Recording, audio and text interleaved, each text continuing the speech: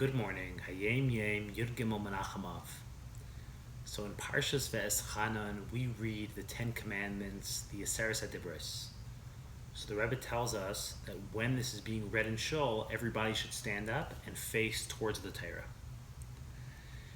Now, additionally, in Parshas Vaetchanan, we read the famous pasuk, which is B'shivtecha b'veisecha v'lechtecha v'derech v'shachvecha k'mecha, which means that you should discuss it when you're at home, or when you're walking in the streets, or when you're going to sleep, or when you're waking up in the morning.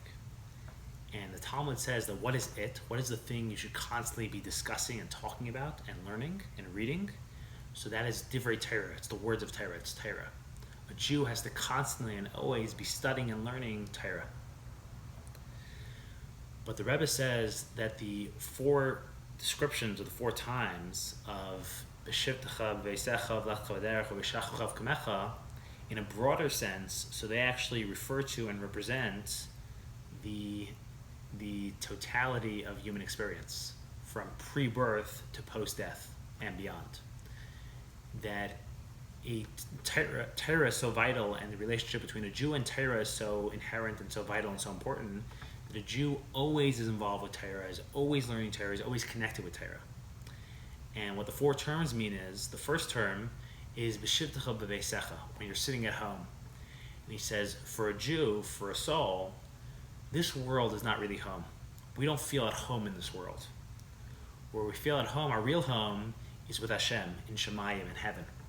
Pre-birth, before we're born, because before we're born, we were alive for a long, long time. So pre-birth, before we're born, when we're in heaven, that is home for a Jew. That's where a soul feels comfortable. That's where a soul feels at home. And even there, the soul sits day and night, and all it's doing is studying Torah, learning Torah, connecting with Torah.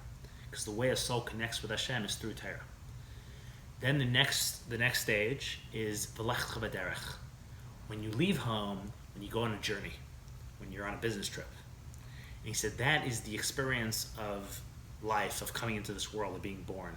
And that begins with the soul leaving its place in heaven, preparing to descend into this world and going through all the various spiritual levels, and then becoming a fetus, and then birth, and all the way up till death. That is all the journey of the soul. That is the soul on a journey, on a mission, doing something, passing through this world.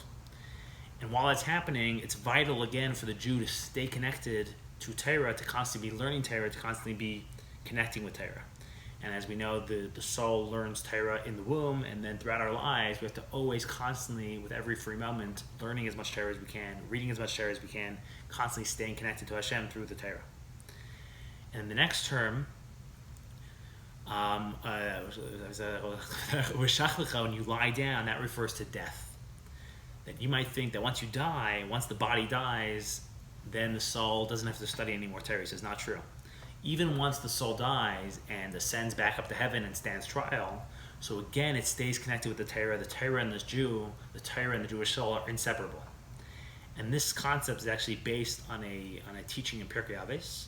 In Pirkei Avos it says how Rabbi Yose Bar Kisma was once walking, and he met a man, and the man asked him, where do you come from, where do you live? And Yose Bar Kisma said, I live in a community of great scholars, of great sages. And the man was really impressed by Yose Bar Kisma, so he said, if you move and you come to my community, so we're not such great scholars, we're not such great sages, but I will make you a wealthy man. I'll give you a beautiful house, I'll give you an amazing salary, you're going to be a rich, rich man. And Yose Bar Kisma told him, in a million years, I would never accept that offer. You can give me $1 billion, I would never accept that offer.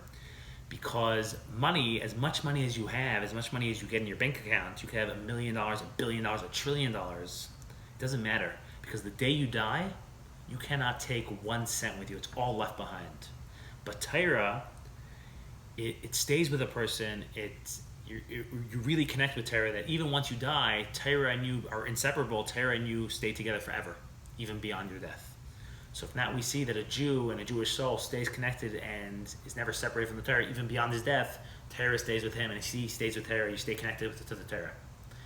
And then the final thing, Ufkamecha, is that once you stand up, which means that even once we come back from the dead, even once our corpses rise again, even once the resurrection of the dead happens, even once Mashiach comes, So what do you think we're going to be doing when Mashiach comes? All we're going to be doing when Mashiach comes is, again, studying Torah, connecting with Torah, connecting with Hashem through Torah, because Torah is the most amazing, most beautiful thing there is in the world, and that's all a Jew wants to do all day, is study Torah and connect with Hashem through Torah.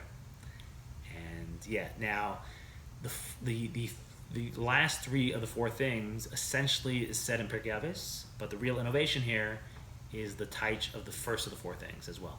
But whatever. Okay. Have a wonderful, wonderful day.